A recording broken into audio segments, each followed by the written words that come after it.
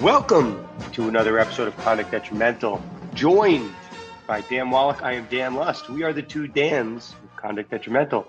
So what we have this week, well, Dan, I should say Dan Wallach is here, but you're almost like Miami Vice Dan Wallach. You got a nice tan you're working on over there. Unfortunately, our audience, unless they go to YouTube, won't be able to appreciate the tan. Going from Siberia to Miami Beach requires a significant overcompensation. I mean, I was like powder white for like a year and a half. So, correct. You were powder white. Yeah. After all that, you can pretty much find me, on the beach most afternoons. I don't want to rub it in, but luckily I live on the beach and I can work and spend an hour a day, work on the tan. But most importantly, sports law comes first. Can confirm, I have called you and I've heard the beach in the background. You are not just saying that. I certainly have heard that. Okay, so what we're going to do today, we have a little bit of jam-packed episode. What we first wanted to do is announce today, we're recording this on Wednesday, May 4th. Next Friday, May 13th, Dan Wallach is going to be in New York City. We're going to be hosting a very small, I'm going to say small, I don't know how many people are going to show up, but a get-together in New York City, location to be determined. If you want to come, just reach out to us via DM, text, whatever you want. We will tell you the location, but we're trying to make it exclusive to our listeners and their significant others or any other diehard Conduct Detrimental people. But this is the only place we're going to announce it ahead of time. So this way we'll know who our real listeners are. Insignificant others are welcome as well. So enemies, yes, enemies. Keep your friends close, but your enemies closer. Invite your enemies and we will destroy them for you in person. Okay, here's what we're going over today. Dan, you and I are going to talk Brian Flores. We're going to talk the status conference that was held at the Southern District of New York. I think some big updates, which are going to tell us where the case is going to be going. That's the class action lawsuit filed by Brian Flores against the NFL. We have two guests on the show today. We have Jim Quinn, who's been with us before with the law firm of Berg and Androphy. He is the lawyer behind the latest challenge to Major League Baseball's Antitrust Exemption. That's the minor league baseball case against Major League Baseball. The update there, Major League Baseball has filed a very heavy motion to dismiss. So what we do, we sometimes reach out to guests, and we don't think sometimes we're going to get them, especially Jim talking about an open case and a motion to dismiss. And Jim said he's ready for it. So he wants to talk about it. He's going to talk about how he thinks his case can, I'm sure, survive on this motion.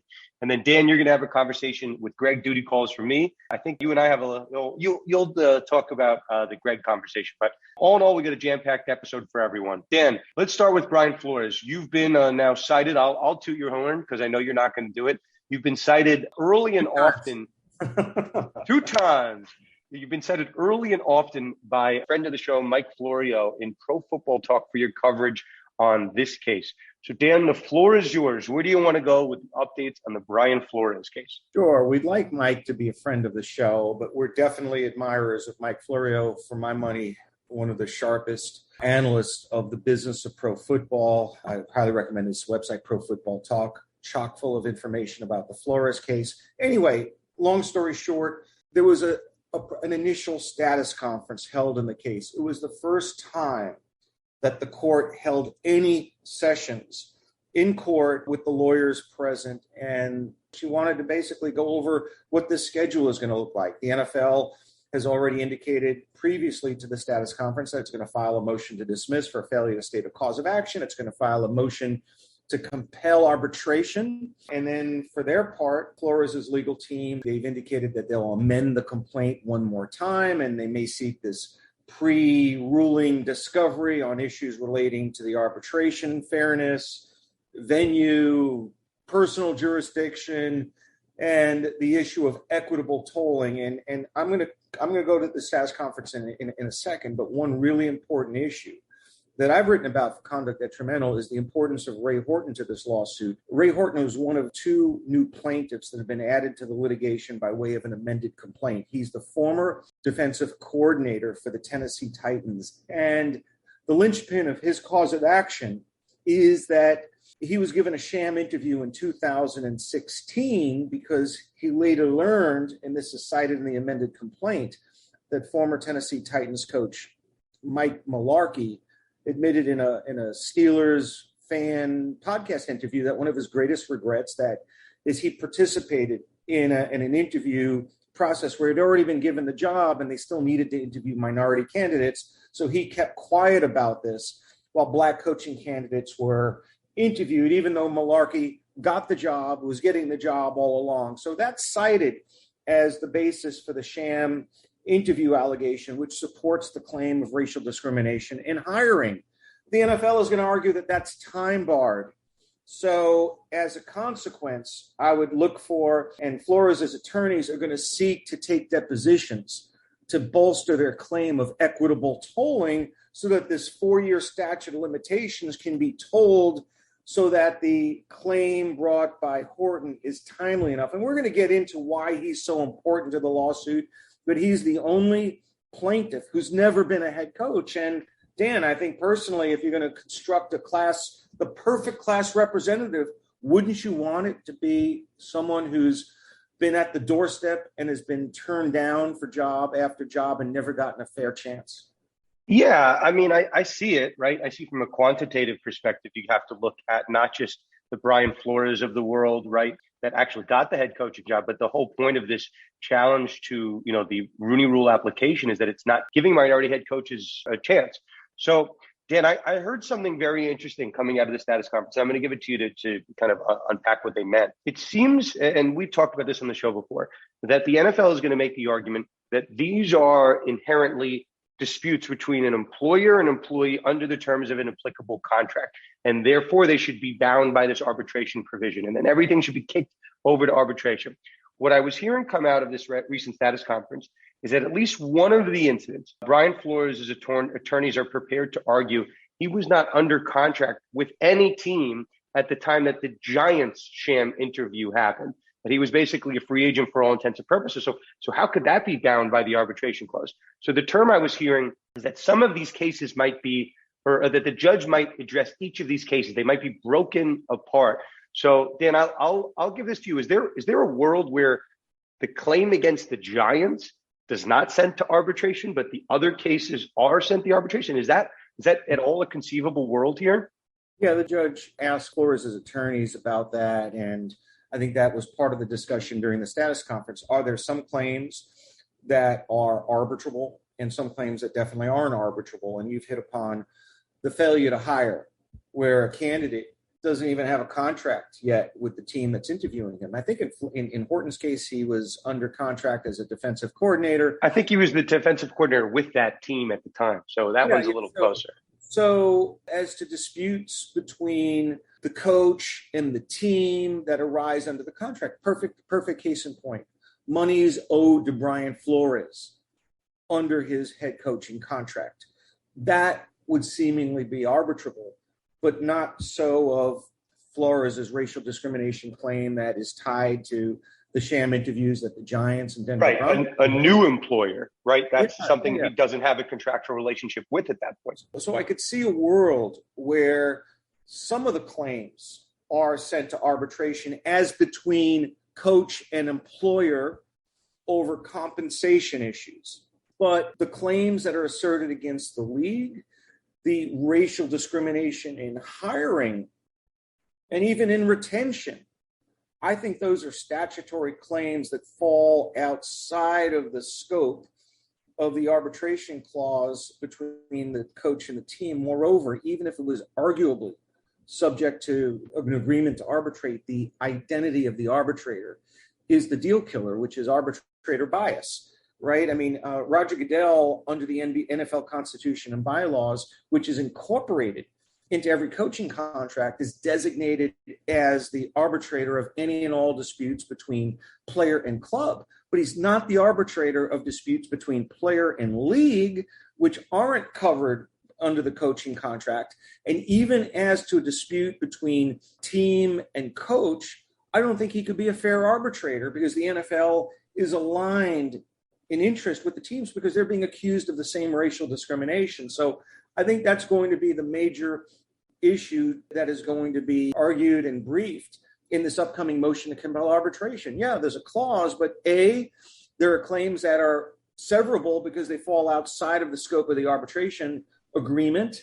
And number two, even if any of these claims are arbitrable, this arbitration is patently unfair because it is a biased proceeding in which the NFL itself is going to be adjudicating claims against the NFL and its member teams. Let's see how it plays out, but that's long been a concern of yours, of most people's, that, Goodell should not be the judge, jury, and execution. That's just really a flaw. I don't want to say a flaw, but an unfair portion of the NFL's kind of decision making.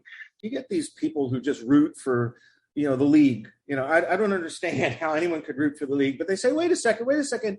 Under the NFL Constitution and bylaws, Roger Goodell can appoint a designee to stand in his stead as arbitrator. Does that cure the bias issue, Dan? No, it doesn't, because whoever he picks is going to be a buddy of his, and if they decide against him, they're going to get the axe, and they're never going to get an appointment ever again. So much for impartiality. I agree with you, and they're also who's paying them. The designee is going to be, even if not a league employee, is going to be someone. Yeah, by the league. I'll tell you a quick story. I'm not going to get into specifics, but I have my one. We have this one active grievance against the NFL for a current client of our firm. People can look this up.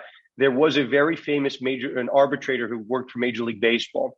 He decided, I won't say his name, but people can figure it out. He made a decision against Major League Baseball. And then guess what? He was never heard from again. They didn't use him anymore. They took him off the approved list.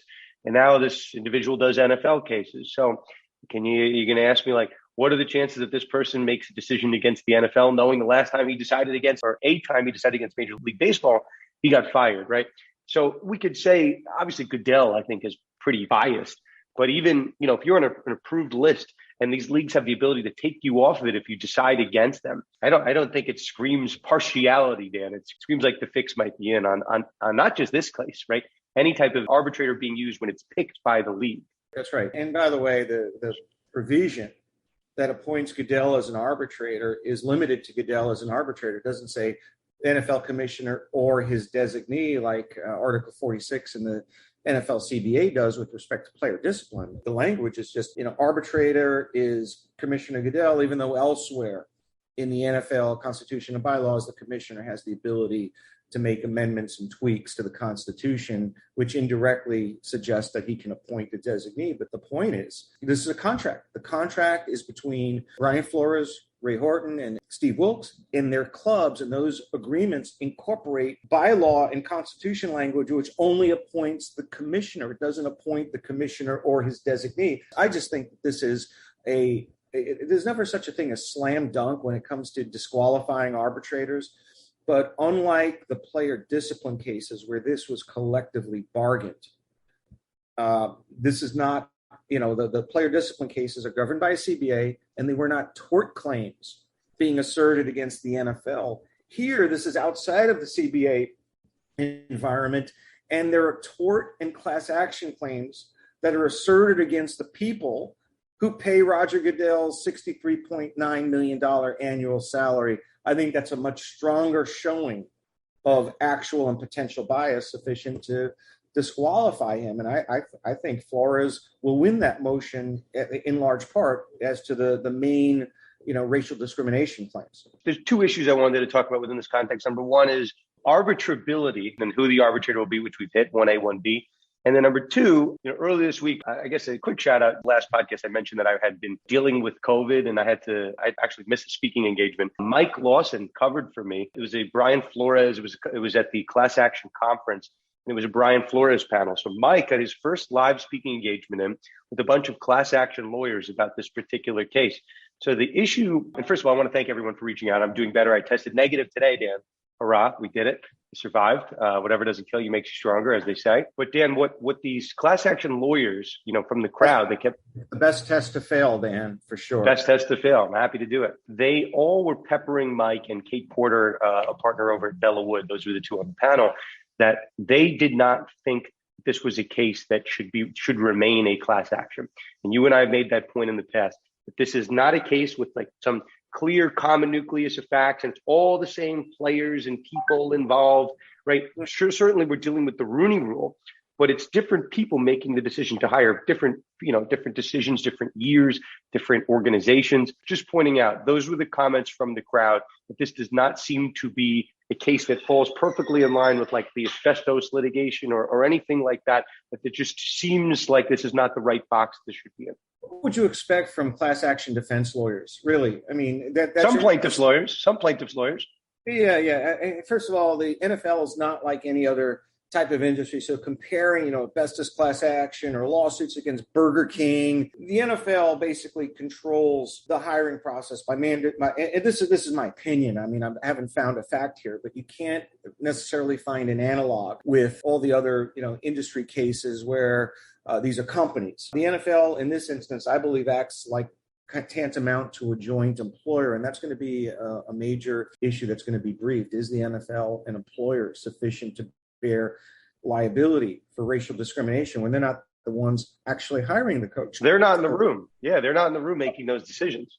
But they set the policy. They impose and supervise how teams interview candidates by requiring minority candidates to be interviewed, by being able to fire. This is going to be a close call. I understand that. But I think the NFL is the linchpin to all this because it sets policy. Now, I want to get back to the class action requirements. You pointed out a very interesting point about these are individual decisions made by different teams, and there could be a question raised as to whether individual issues predominate over class-wide issues, and that certainly is going to be a defense raised by the National Football League. But I think otherwise, the notion that there be a common nucleus of operative facts, that doesn't really apply to class action litigation. I think you've got to have the numerosity, which probably exists here with dozens of Black candidates that haven't been, receiving job offers. You have common issues of fact, common issues of law. You have typicality. And this is why Ray Horton, I think, is so central to the litigation. Because if we just had head coaches, former head coaches, as the named plaintiffs, you might have some typicality issues because their circumstances aren't similar to the circumstances of coaches who've never even gotten a head coaching job in their lives. So it's really important that Horton come into play here because I think with respect to Flores, he might have a boatload of individualized issues as to why he was terminated, focusing on his relationship with majority owner Stephen Ross and the tanking allegations, that the alleged meeting with Tom Brady. There could be defenses that are unique to the National Football League and to the Dolphins that don't apply to the other plaintiffs, which is why the battle over the timeliness of Ray Horton's claims is going to loom so central down the road. Yeah, so just to be clear, the term common nucleus of fact is just for our young law students to understand, right? The claims having things in common, right? And I think the point that, Dan, you're making is that the people, at least I'm reading in you, right? That sure, the Rooney Rule is the same, but the factors that are kind of weighing into someone being hired and not hired aren't necessarily right. They're not the same exact thing. They're not identical. Dan, give me one short point because I know Jim is about to join us. So I want to make sure we have time for him, but go ahead, Dan. Here it is. The major takeaway from Monday's status conference is that the judge will want to address the arbitration issue first. Normally, in this kind of situation, the NFL files motions to dismiss for failure to state a cause of action and a motion to compel arbitration. The judge takes both under advisement. They're briefed, and it will be months. Instead, she pivoted and said, I don't want to even see a motion to dismiss filed until we resolve the arbitration issue. And I want to take the case in bite-sized chunks. And we're going to address arbitration first. So the briefing on that case will begin on June 21st when the NFL files its motion to compel. The plaintiffs will get a response in July, and then the NFL files its reply in August. In all likelihood, this won't even be decided until October, November, and this basically puts the case on hold until she resolves the arbitration issue. And along the same parallel lines, one case that bears watching very closely is the Gruden versus NFL lawsuit pending in Nevada. There's going to be an oral argument on May 25th on the issue of whether Gruden's claims against the NFL are arbitrable. And that decision could be an important precedent, depending on who wins or loses it, but that will be cited and relied upon and distinguished by both parties in the Flores case. So the focus this summer is going to be on the arbitration process and on whether the NFL can get this out of a public forum. We'll continue to keep an eye on it. Obviously, also the judge noted that the parties might want to inquire about settlement. Not that it is so rampant, but it looks like the parties, at least one of the sides, reached out to at least inquire, but it doesn't look like we have any movement, and we did not expect that. Okay, so obviously we'll keep you posted on all fronts on Brian Flores and John Gruden. We haven't had an update on Gruden in a little bit, so we'll see what happens there. Joining the show now will be Jim Quinn. He is, we'll say, maybe the top sports lawyer in the entire country, but he's He's been around the block. He's worked with really every single league, every single sport. He really doesn't need an introduction, but for our younger lawyers, Jim Quinn is at Wall Gotchell for many years. He's now at Bergen and Androlfi. We've had him on to talk about the Oakland Raiders challenge in the context of that St. Louis Rams relocation case. And now the case that we have him for, is an interesting one, certainly about the challenge to Major League Baseball's antitrust exemption. Okay, Dan, without further ado, let's kick it over to Jim Quinn. Jim, welcome to Conduct Detrimental. How are you? I'm good. Good to be with you guys again. You're now a multi-time guest, so I think it's safe if we call you a friend of the show at this point. Is that fair? I think it's fair. It is fair. It's an alliance, we'll say. I don't know if friends, but we're here to help the cause. Chevy Chase has the all-time hosting record on Saturday Night Live. I think, Jim, you're now in the lead. Okay, good. I want to make sure that I can stay in the lead. So here's where we had you on, and we alluded to a little before you came on to join us. We had you back on a couple months ago talking about this your minor league case suing Major League Baseball and an attack on baseball's antitrust exemption. We haven't really heard much updates on the case, at least publicly. What happened last week, Major League Baseball finally fired back with a motion to dismiss. And they're arguing essentially, hey, we have an antitrust exemption that's judicially recognized. If not, it's statutorily recognized. And even if it's not recognized either by the courts or the statute, this is just not a violation of Section 1 of the Sherman Antitrust Act. So I just pointed out, I am very much, Jim, listen, this is a favorable forum. I wanted to give you the runway here to kind of talk about that motion, how if at all, it impacts the case and how you wanted to respond to it. Yeah, sure. Look, there wasn't any surprises in their motion. They had indicated in a prior letter what their basic arguments were going to be, what they would hope for, because they're desperately trying to avoid having a decision related directly to the baseball antitrust exemption. What I think they hope for and why they threw in some additional arguments is to have the case decided on a different ground, so there would be no basis to get it up to the Supreme Court. I don't think that's going to happen. Most of the argument, obviously they argue that they have an exemption and therefore the case should be thrown out. But then they go on for another 25 pages talking about other reasons why our case is supposedly defective. And I'll give you a couple of examples and how stupid they are. At one point they said, well, we haven't properly alleged an agreement among competitors. Well, in their very brief, they cite to the memo that announces their takeover of minor league baseball. And in it, they say, we have all agreed. Now, if that isn't an agreement among competitors, I don't know what is. So I don't think we're going to have trouble responding to that particular argument.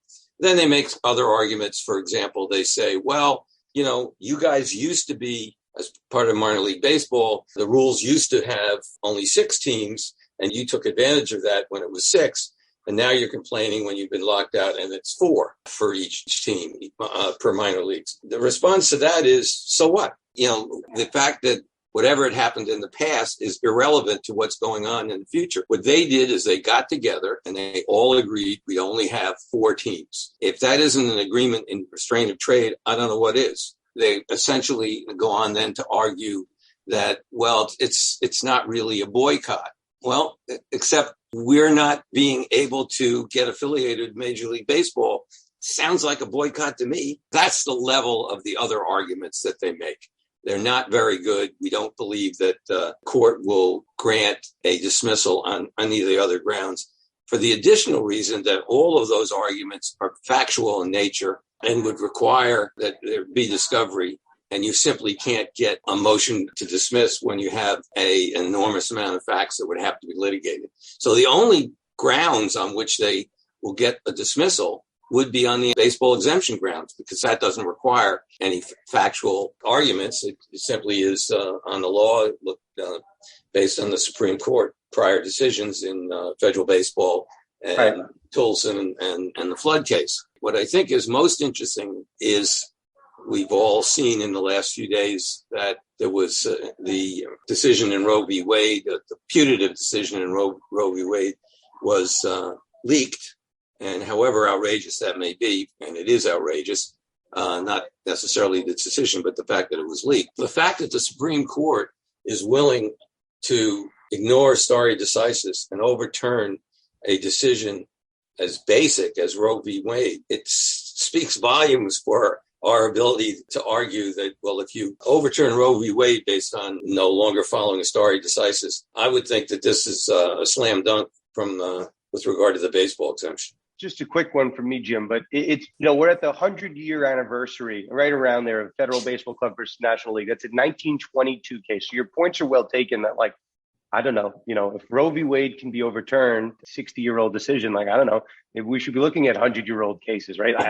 Where does it really stop? Why this is coming up, you talked about it on the last time you were on, but the NCAA versus Alston decision kind of invited a challenge, potentially this antitrust exemption, and I think the comment that we got after your last episode is, the kind of this, like, what, for those that are out here saying, like, well, if we get rid of the exemption, like, what happens to baseball? I'll give it to you with this. Like, the exemption was created at a time where, like, somebody said that, one of the judges was clear, like, I don't know if this even involves interstate travel because teams are playing in one state. Like, obviously, we're at a point now, 100 years later, baseball is a national sport involving travel by plane, by car, by bus, whatever you want to put it. So obviously things have changed. Practically, Jim, if the exemption is taken away, right, let's just say the court recognizes that there is no more exemption. And let's say for purposes of this exercise, there's no statutory protections, right? The judicial exemption is all that really matters. What falls apart for baseball? What do they lose? Well, that's a great question. First of all, nothing horrific is going to happen. Major League Baseball will continue to exist. Baseballs will be thrown and we'll have home runs. It'll all be okay. But the impact will simply be that Major League Baseball will have to act from a legal standpoint in the same way as the NHL, as the NFL, as the NBA, all of whom are subject to the antitrust laws. So that, for example, franchise movement, it'll have to be looked at from a antitrust perspective, whether or not a particular movement is going to stand up. We're in the process of challenging one in the NFL right now with regard to Oakland moving to Las Vegas. We'll see. I think the biggest impact from Major League Baseball's perspective and what they're really concerned about is its impact on their oversight of minor league baseball. Because what it will mean, presumably, is that they can't all get together and say, with regard to paying minor league baseball players, they can't all get together and say, okay, everybody gets $5 an hour. Okay, that's what they're doing now. That's why minor league baseball players make such little money, other than those that are signed to major league contracts. So that will have an immediate and significant impact from a bottom line on Major League Baseball, but it's not going to put them out of business. It'll just mean that they're going to treat people fairly. It's not the end of the world. Jim, this is such an important issue, obviously of great importance to an industry. And I noticed that Sullivan and Cromwell asked for oral argument. And, as someone who's practiced in the federal courts, oral arguments are, kind of getting more sparing these days. Is this an argument or is this a motion that should be orally argued before the court, or do you think it will be decided on the paper? Frankly, I would like to argue it myself, but that's just because I love to argue. It clearly can be decided on the papers because the arguments that they make that are not involved in the baseball exemption are close to frivolous. So those can easily be dealt with on the papers. And then you're left with the baseball exemption. And frankly, Judge Carter, is required to follow what is the current state of the law. So, yeah, it could be decided on the papers, although it'd be fun to argue. Can I switch gears for a second? You're involved in a couple of other cases. One, there's a New York Supreme Court First Department appeal on a related aspect of this case. And I'm kind of fascinated by the arbitration issue that was raised in, I think it was December 2021 New York Supreme Court ruling about whether Commissioner Manfred can serve as the contractually mandated arbitrator where there are claims asserted against Major League Baseball. And I draw some parallels between that and similar arguments that are being raised by the NFL in Gruden and Flores and those two litigations that are now pending. Can you give us a little bit of context about that ruling? Because I think there are a few instances where courts have made rulings like that. Can you give us a little bit more background and context about? Yeah, I was pretty sure that, in fact, the Supreme Court judge in the New York State action would, in fact, rule that way. And the reason was, and perhaps this is different than circumstances in some of the other sports, and I'm familiar with the cases that you're talking about in that regard. I think the reason was, in this instance, Manfred actually played a direct role in the underlying facts. He was the architect of the takeover of minor league baseball by Major League Baseball. He'd be a witness. And it's hard to imagine how somebody who could be a witness and maybe the main witness was then going to decide the case. You pretty much know how it would be decided under those circumstances. Does a designee cure the issue? Because I know in Gruden and the NFL might argue, well, it doesn't have to be Roger Goodell. Roger Goodell can appoint somebody, doesn't even have to be a league employee, but whomever he wants. Does a designee appointment resolve the issue of arbitrator bias? And then as a follow-up to that, can you tell us about the status of that issue, whether it's been appealed and the time frame on that? I think you got to look at it on a case-by-case basis, because you've got to decide whether or not, in a particular instance, the commissioner, which is usually the person that's doing the arbitrating, is someone that, because of his particular involvement, would almost certainly have a bias. If I recall, at least at one point, Goodell, in one of the claims going back 5 or 6 years, actually had Paul Tagliabue, the former commissioner. He appointed him to resolve it, and ironically, Tagliabue actually ruled against him, against the NFL. The Brownie case. Yes. Sometimes appointing somebody who's a real third party could backfire. But in terms of the current status, actually, they did appeal that issue to the appellate division. And last week, the appellate division came down in our favor and affirmed the prior decision. I did not know that. That's breaking news. Could you send us a copy of that ruling? Because I think if I were the lawyers for Brian Flores, that issue is going to come first. In the Southern District of New York earlier this week, Judge Caproni said, I don't even want to tackle the motion to dismiss. I want to address the arbitrability issue first, and we're going to brief it right now, and then I'll make the decision. I think that ruling could be a leading case cited by plaintiffs' counsel now that it's been affirmed on. Yeah, I'll get the most recent ruling, which actually may not have directly dealt with the arbitrability issue, and I have to go back and look and see whether or not they even appealed the arbitrability issue. So we'd be remiss. We have you here in between our last two conversations. Something very big happened in a world that you're very familiar with. That's Major League Baseball's the negotiation of their collective bargaining agreement. So very heated, as these things tend to do. People like us on the sidelines that are not in the rooms were saying, what is going on here, right? What is taking so long? Threats to cancel the season, threats to lock people out. We're going to cancel opening day, but hey, secretly, wink, wink, nod, nod. The deadline doesn't matter because we're still going to have a 162-game season. Just your thoughts on how the CBA negotiations, how the lockout, shook down and how it was ultimately resolved. Yeah, I mean, my sense of it is, I talked to some people involved, that the players got a good deal of what they wanted, particularly focusing on some of the payments for younger players. They didn't by any means get everything they wanted, and there appears to have been significant bad blood. Maybe that's gotten resolved. But I think what happened, and it often happens in collective bargaining in my experience, is that as things got closer, both sides blinked a little bit.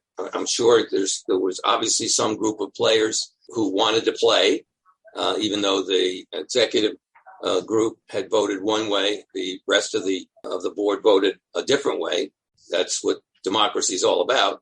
And at the same time, from the owner's perspective, as the season got closer, I think they really did not want to have the season disrupted, because it was going to cost them not just money. It was going to cost them, for no good reason, really, a lot of disruption. I think the one thing to note, right, like after these lockouts, which or strikes, whichever way you want to put it, Jim, you certainly have been involved in your fair share of on the legal side. We're still kind of in the aftermath. It's been like a couple of weeks since this happened.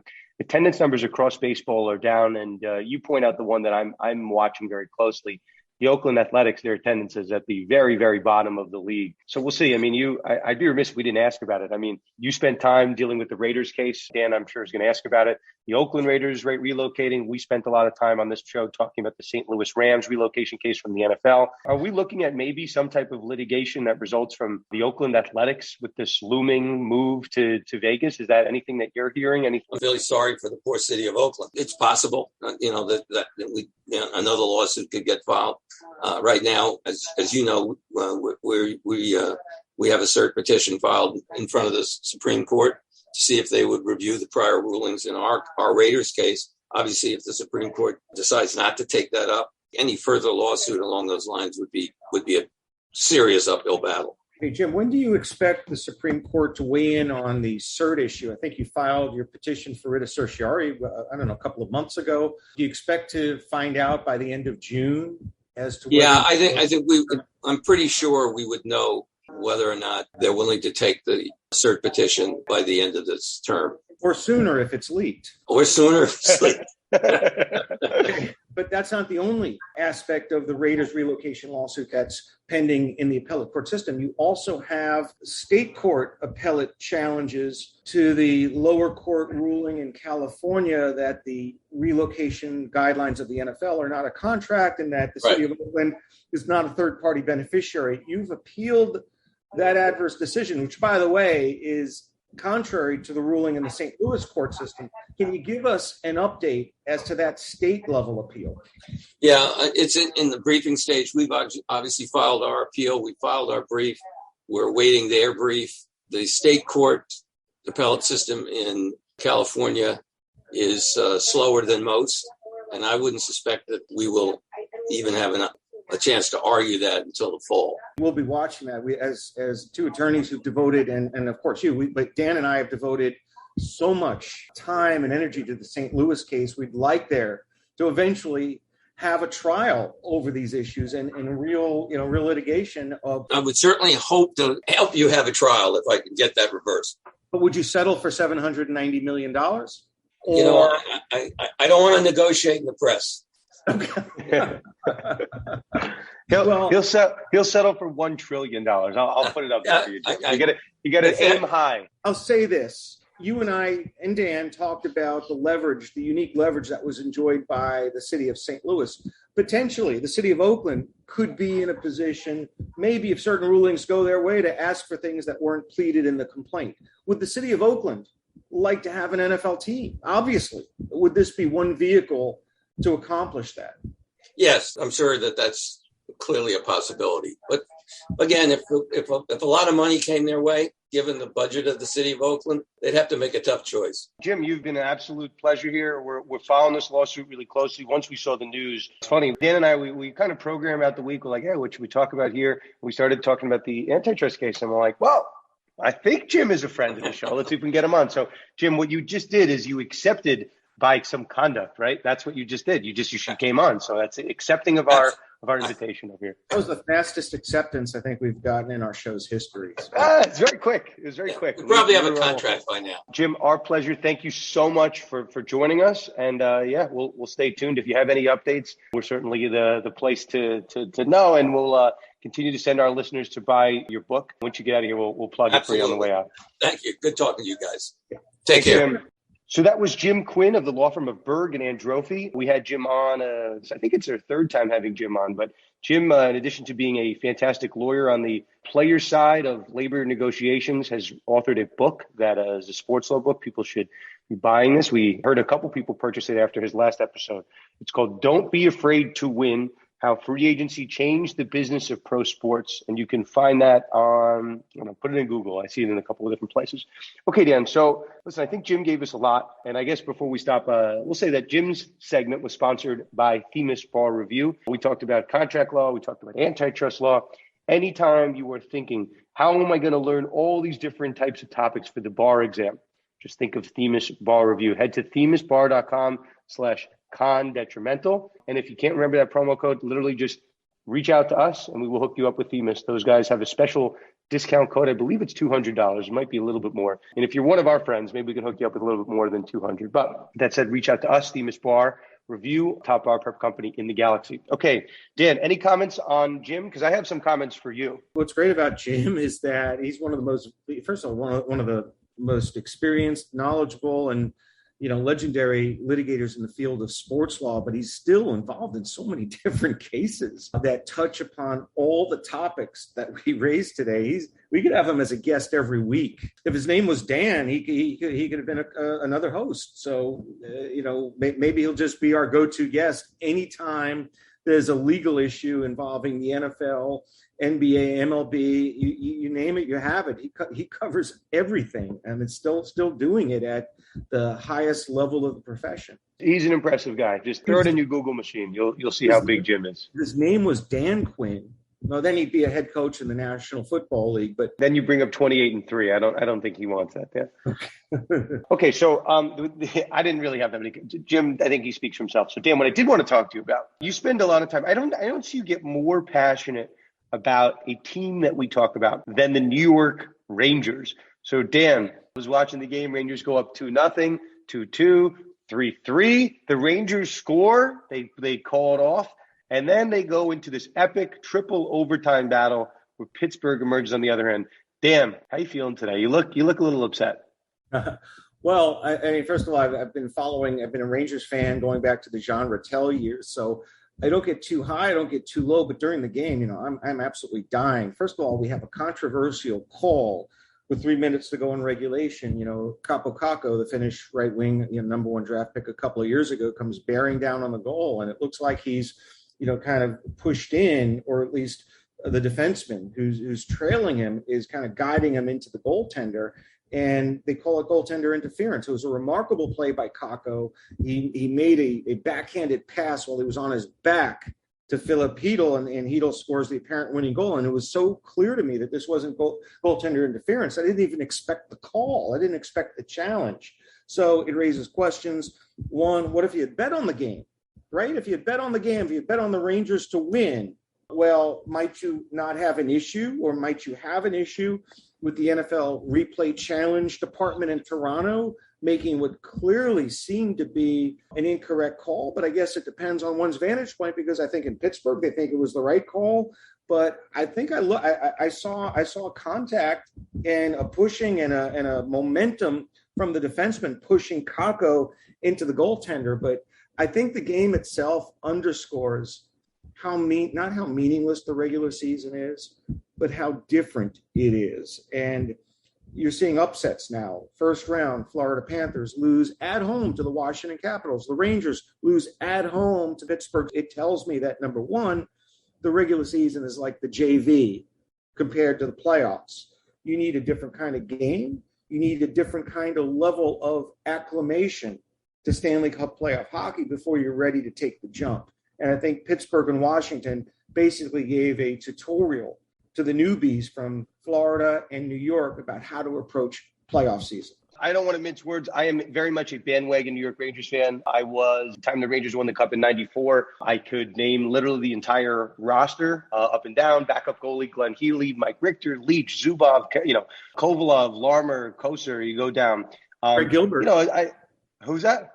Greg Gilbert, fourth line left wing. Yeah, well, I didn't know him. I know a lot of people. I know Ed Ozelinch. We could keep going. Jeff Bukaboom. I know a couple guys here. But listen, I picked my spots. Hockey is not, it's probably just outside of my big ones. But that said, Dan, this is partially a betting show. The Rangers were the favorite to win that series entering the game. They have now gone in a 7-game series. They are now a plus 140 underdog after losing game number 1.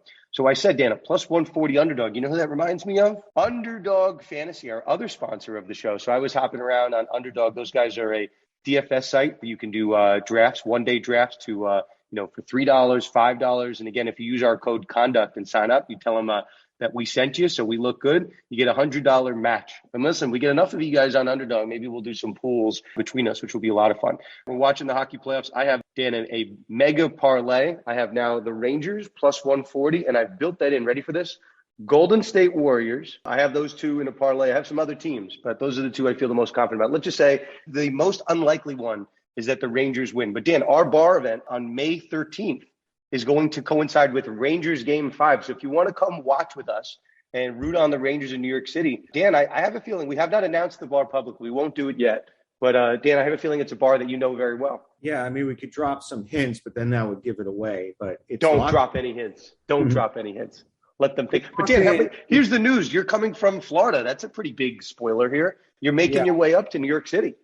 Yeah, but I'm going both for our party and a sports betting industry conference. Unfortunately, I won't be at the Sports Lawyers Association annual event, and we're going to have Gregg Clifton, one of the all-time great sports lawyers, former baseball agent. He's going to be on the show shortly to talk about the SLA. So if you're not in New York City next week, or you have some availability, if you're a law student or a lawyer interested in sports law, the Sports Lawyers Annual Meeting takes place next Thursday and Friday, Saturday, May 12th through May 14th. But yours truly will be in New York City watching Game 5 with Dan of the Rangers Pittsburgh. And if I could ever give betting advice on the show, I'll break my customary agnostic, attitude about betting predictions, and I'll make one, because I've followed the Rangers and I follow hockey very closely. The NHL playoffs, there's constant changes in momentum, a swinging of the pendulum. A home favorite that loses game 1, I think will bounce back in game 2. Now, I'm not making an ultimate prediction on the series, because obviously whoever wins game 1 now has a greater than 50% chance of winning the series overall. But I think the Rangers will bounce back in game 2. When you look at how heartbreaking the loss was in game 1, and they're facing, even though the third string goalie stood on his head, if the backup goalie remains injured, you're going to have Igor Shesterkin against the number 3, the backup to the backup. And given that it's a must win, I think the New York Rangers will prevail in game 2. And if they prevail in game 2, that makes game 5 necessary, and you'll be able to join us at our party, which is going to be rain or shine in any event. Okay, so Dan, I'll give a prediction. The Rangers will win at game 5 because you and I will be watching it together. My full parlay, I pulled it up. I have the Rangers for the series, the Warriors from basketball for the series, the Miami Heat, and the Phoenix Suns. It's a great time of the year. We got 2 playoffs going ahead. So really our event is for people that are in New York that are not going to SLA, and we wanted to make sure that people locally had something that couldn't afford a flight down there. But maybe, Dan, you and I will be at SLA next year. We're going to bring on Gregg. Gregg's going to talk about all the great stuff going on at SLA. Gregg is going to join us. Gregg Clifton, a very close friend of both of ours, actually, independent of one another. He is very heavily associated with the Sports Lawyers Association. He's going to come on with you, Dan, to talk about SLA, talk about some stories. But Gregg is a good guest. Anything to preview before we get to your conversation with Gregg? No, I think that kind of covers the gamut today. But one quick update. I looked up the Oakland Raiders, City of Oakland Supreme Court appeal or Supreme Court cert petition. Apparently there's going to be, it's distributed for a conference on May 12th. So it's possible within the next couple of weeks, we may find out whether the U.S. Supreme Court grants or denies cert. So it might be happening sooner than the end of June, and we'll be tracking that story and covering it and hoping that the Supreme Court grants cert, and then we'll have a real story to cover. Okay, that said, let us hand it over to your conversation with Gregg Clifton. All right, everybody, as promised, hitting in the cleanup spot on Conduct Detrimental is the one and only Gregg Clifton, who recently made, and everybody in the sports law world knows who Gregg is. Gregg, a longtime baseball agent. I mean, I came across him when he was representing, you were representing Wells on the Yankees and Glavine and Mark Mulder, Luis Gonzalez. We had a nice group of guys we worked with. Yeah. So I knew you very well before I ever became involved in anything sports legal related. I knew you from the sports pages. Now I know you personally. So that's really exciting. So congratulations. Thank you. On your big move.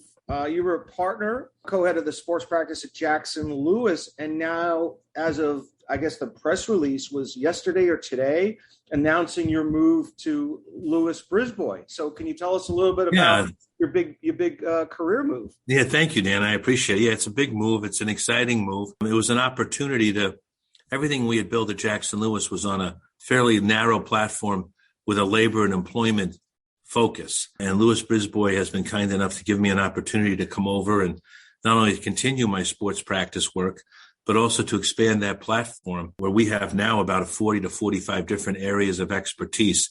So it really gives me and John Long, who's our NCAA guru, who was with me at Jackson Lewis, has joined me here at Lewis Brisbois as well. So it gives us an opportunity to continue what we were doing at Jackson Lewis, but on a much more expansive platform to be able to provide a much broader base of services to our existing clients and hopefully to some future clients that might be interested in our services.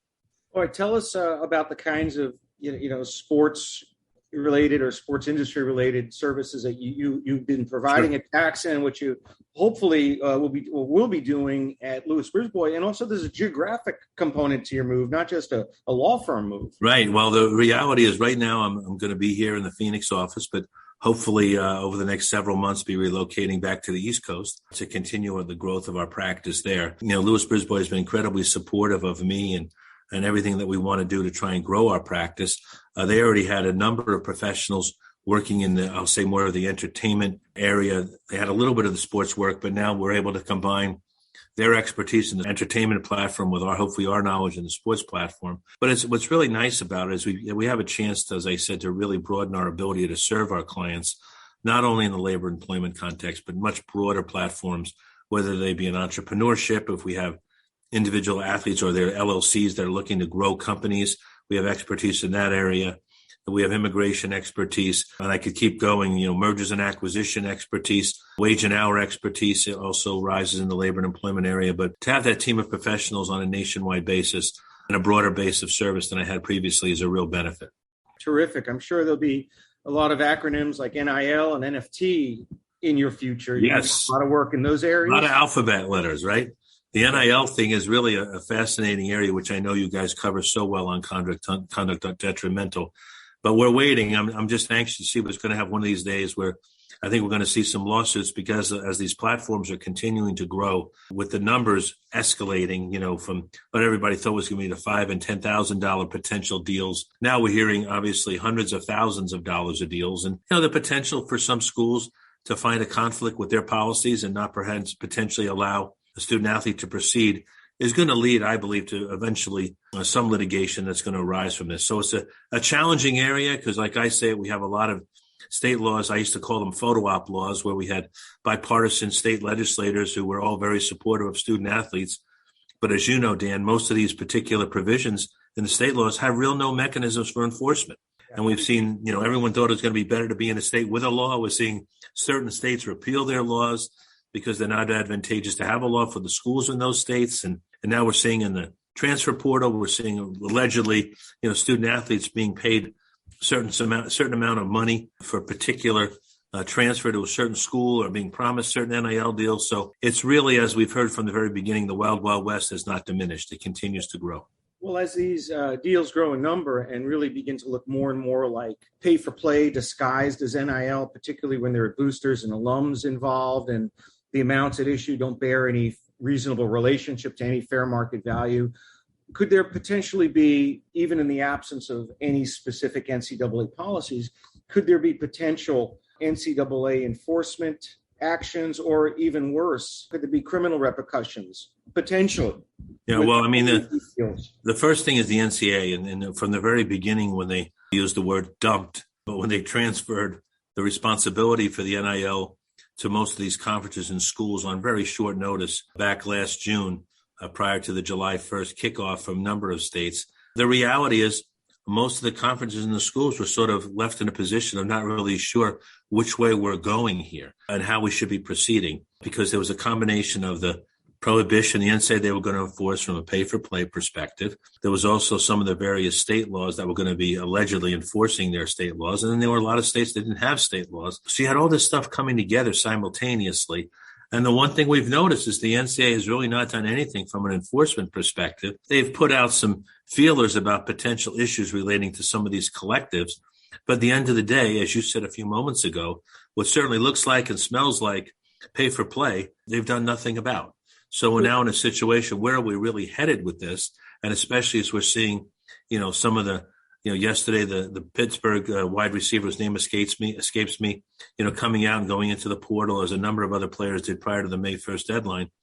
Where are they going and why are they going? And they're going allegedly where the NIL dollars are. That's what you keep hearing. Why aren't the ADs pushing back against some of these deals that really not only, kind of come up to the line, but seemingly go way beyond it?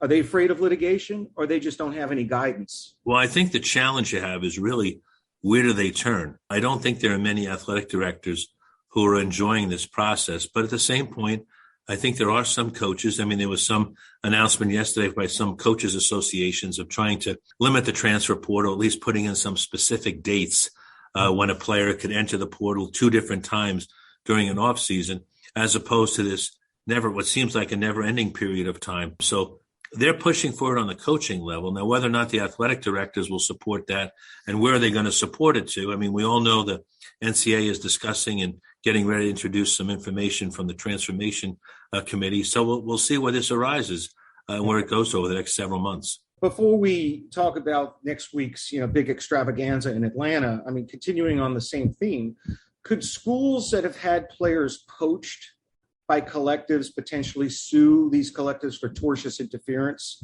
with business relationships? Well, it's an interesting. I had someone mention that to me the other day, Dan, and it's something that there's been a lot of discussion about is, quote unquote, how do we slow down these collectives?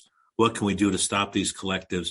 And it's going to be a challenge because, again, if you think about it, if anyone does want to follow that path you described, you're probably going to end up initially in state court, and you're going to have a state court judge who might be somewhat familiar with the school and might not want to impact the negative or provide any negativity to that school if this collective is helping them recruit and retain and utilize student athletes. So wait, but if it's UC, okay, let's say you take the receiver situation from Pittsburgh, maybe that was, I'm not using that because I know any facts, but an out-of-state school that had its player approached would be able to sue in federal court under diversity of citizenship.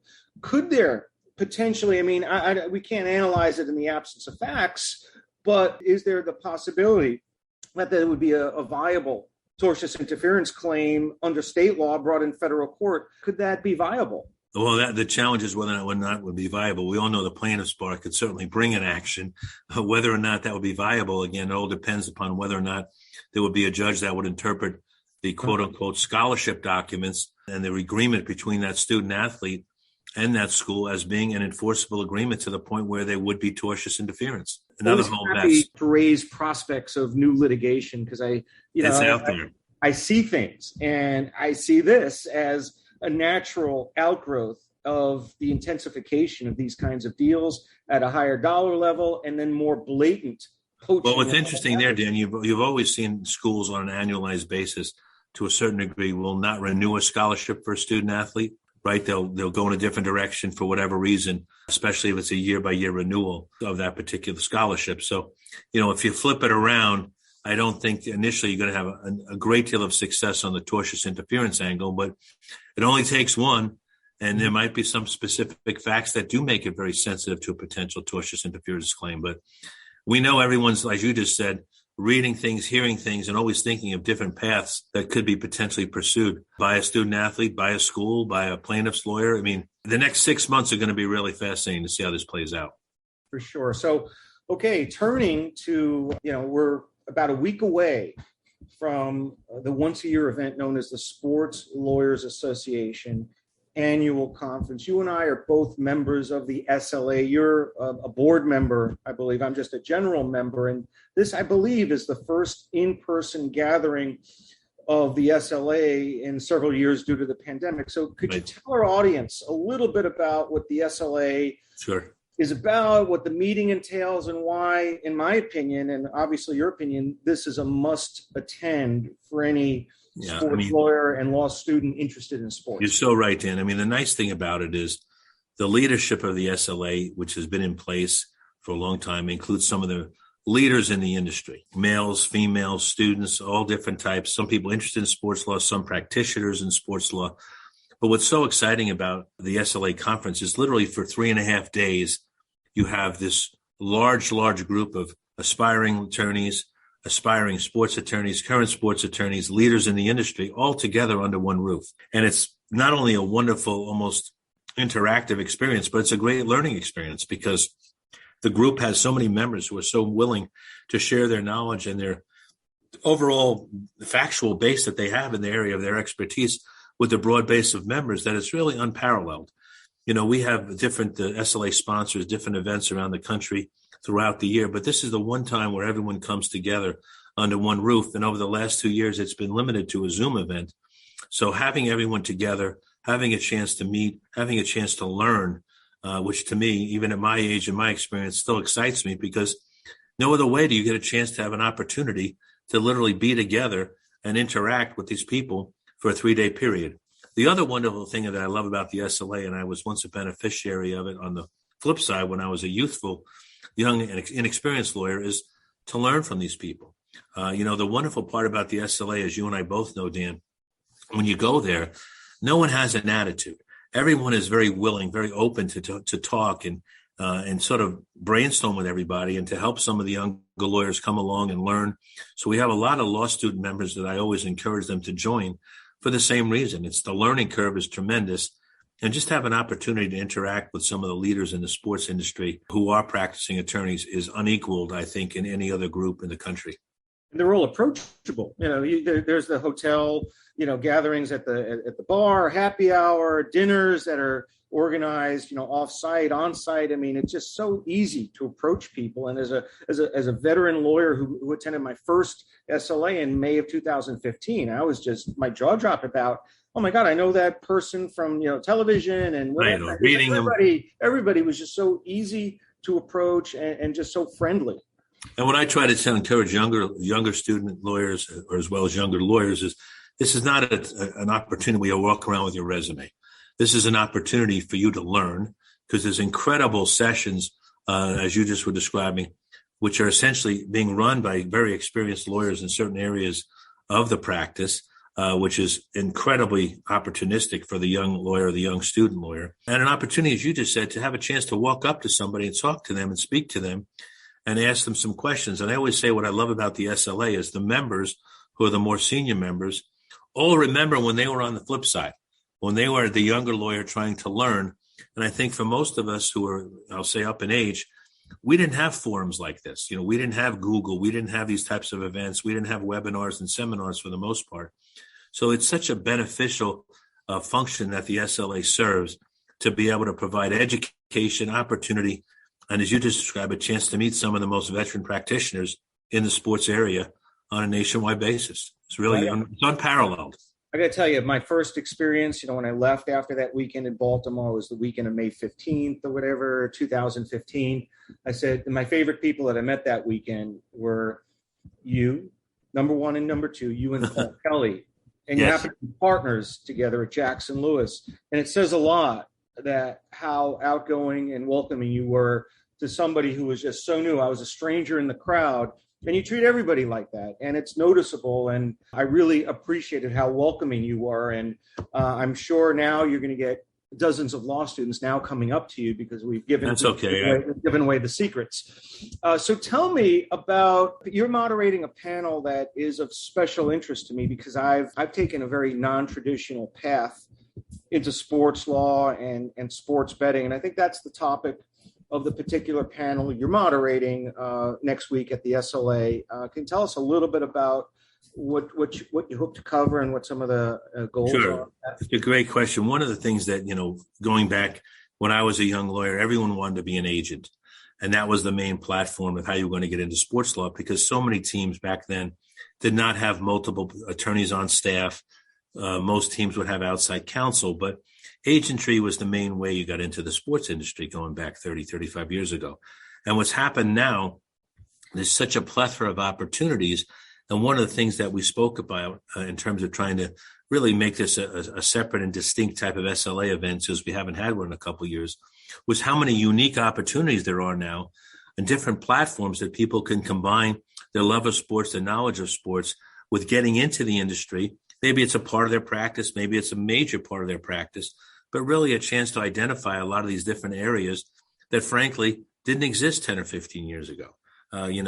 We're seeing an incredible growth in women's sports, which is so exciting on a collegiate level as well as on a professional level.